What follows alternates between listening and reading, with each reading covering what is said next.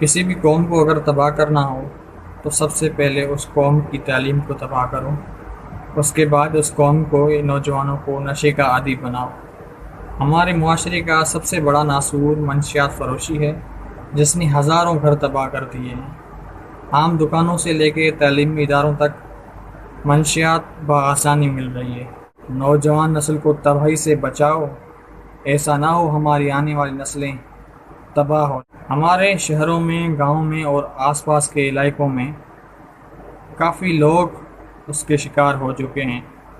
इस साजिश के तहत पूरे सिंध में आइस, शराब, मैनपुरी जैसी जहरी मंशियात और कातिल मंशियात आने वाली नस्लों को तबाह करने के लिए सिंध धरती के नौजवान को इस जहर का आदी बनाया जा रहा है।